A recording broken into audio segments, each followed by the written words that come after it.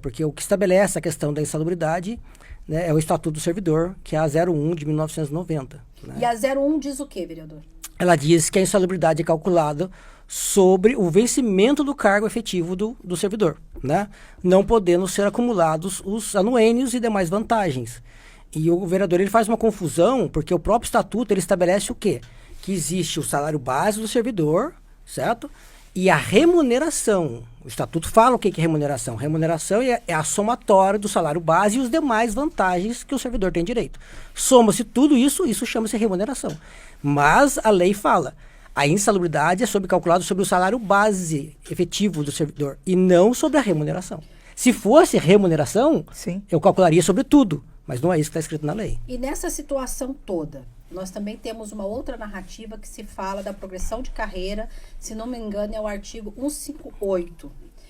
A progressão de carreira, quando o servidor ele argumenta que nessa progressão de carreira teria que estar incluso todos os seus benefícios para ser pago em cima da insalubridade, risco de vida e hiperculosidade. Então, exatamente, mas a própria Constituição veda isso, né? Se não me engano, no artigo 37 da Constituição, 37. Ela veda isso, e nós já temos várias jurisprudências, né? O próprio STF, com vários julgados dizendo que é ilegal, né, o acúmulo de benefício sobre benefício, né? O chamado repicão ou efeito cascata.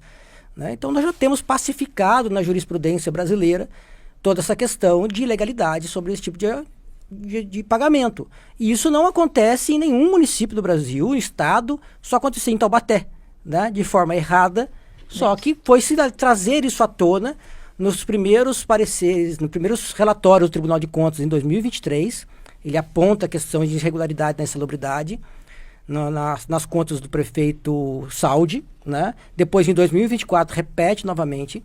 E agora, em 2025, no primeiro relatório, também tem apontamento em relação a isso. Mas né? Também tem um apontamento em 2019, né, na gestão Ortiz? Na verdade, o que acontece? Nós temos que falar assim, muitos vereadores, né, principalmente o Isaac do Carmo, costumam falar muito disso, que a gente está usando o TAC do Ministério Público do Trabalho para justificar isso aí e que não tem nada a ver. São coisas completamente diferentes. Nós somos 3 assuntos aqui. Um é o TAC do Ministério Público, do Trabalho. Outra coisa é o Tribunal de Contas e outra coisa é o Ministério Público de Taubaté. Agindo, né? Cobrando. Então, o Dr. Sampaio faz parte do Ministério Público. É um questionamento sobre insalubridade. A outro questionamento é o Ministério Público do Trabalho e o outro é o Tribunal de Contas. Então, são 3 documentos, 3 órgãos separados. Mas são 3 órgãos esse órgão, pedindo providência. Falei, sim, gente... E é esse o Dr. Sampaio, que é o Ministério Público de Taubaté, ele que pede, em 2019, né, na gestão ainda do Ortiz Júnior, que peça para ele todos os levantamentos sobre insalubridade desde 2015. Então, ele não quer saber só de 2019, ele quer saber de um dado histórico, desde 2015, toda essa questão de insalubridade. Então, são 10 anos enrolando. E esse questionamento, exatamente. 10 anos empurrando esse assunto. E esse questionamento continua no governo Saldi.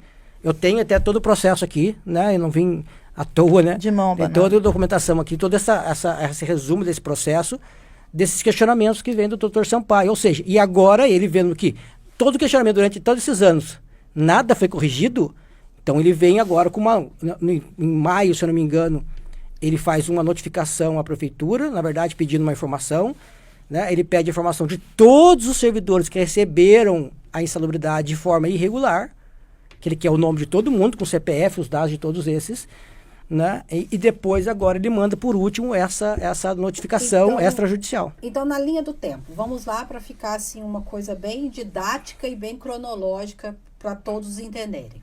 Nós temos aí então, na lei orgânica do município, ela não fala nada sobre a forma de pagamento. Isso. É falado no estatuto. Estatuto do servidor. O estatuto fala que é salário base e seria só seria possível se fosse remuneração. Mas, no entanto... Mas a legislação fala que é o salário base do servidor, né? Base do servidor. Salário do cargo, né? A legislação, salário base. Salário do cargo efetivo. Os benefícios que hoje recebe seria uma remuneração, que não é o caso, porque o salário em cima do base em todos os outros municípios. Tá até aqui na notificação do Ministério Público, ele fala aqui, ó, tem como base o cálculo exclusivamente os vencimentos do cargo efetivo. Sim. Né? Ou seja, a retribuição pecuniária correspondente à referência inicial do enquadramento para o exercício do cargo, artigo 168 da Lei Complementar 01 de 1990, que é o Estatuto do Servidor. Né? E aí, o artigo 37 da Constituição Federal, ela proíbe pagamento de benefícios em cima de benefícios. De benefícios. Ok. E o anuênio, como ele é um benefício, Sim. eu não poderia calcular a insalubridade, que é um outro benefício, em cima deste benefício. Ok. Já na nossa lei orgânica 158, progressão de carreira, é um assunto que vai cair novamente no artigo 37 da Constituição. Não é? É. Tá. A questão é que são questões separadas, né? Sim. Porque é tanto que o servidor fala muito da questão do plano de carreira. Então, o né? que eu estou tentando aqui elucidar, vereador, é que os nossos servidores, eu sou servidora, Sim. né, e eu entendo, eu já entendi perfeitamente, mas para eles poderem entender e ter a informação, Sim. a comunicação. Porque eu acho que a comunicação da prefeitura, ela foi falha. Ela não criou essa narrativa para que se pudesse entender realmente o que iria fazer e o porquê estava fazendo. Sim, exatamente. E nós temos aí como agravante a Lei 279 de 2012, 271 e 279 de 2012, que foi aprovado pela Câmara Municipal, que deu aos guardas municipais a cobrança do insalubre em cima do base. Sim. Então, ou seja, aí nós vamos tratar de isonomia. Vou pedir para o senhor falar sobre essa lei e sobre a isonomia. Então, tanto que agora a gente tramitou na Câmara e aprovou agora recentemente também para os agentes de defesa civil, os agentes de endemia na cidade, que também têm direito a receber, mas não tinha lei municipal que garantisse a eles. Então, como é que eu pago um benefício que o cara tem direito, que é o risco de vida, mas não tinha lei prevista? E nós aprovamos na Câmara e lá está escrito que é em cima do salário base do servidor. E eu vou pedir para o senhor explicar para todos, já que tem essas duas leis, a 279 e essa outra. Uma para os guardas municipais e outra para os agentes, o que é uma isonomia. Exatamente, isonomia tem que ser os direitos iguais para todos, né? Ou seja, eu não posso pagar para um servidor um benefício, né? Que o outro... De uma maneira e calcular o benefício do outro servidor de outra maneira. Eu não posso tratar de forma diferente servidores da mesma...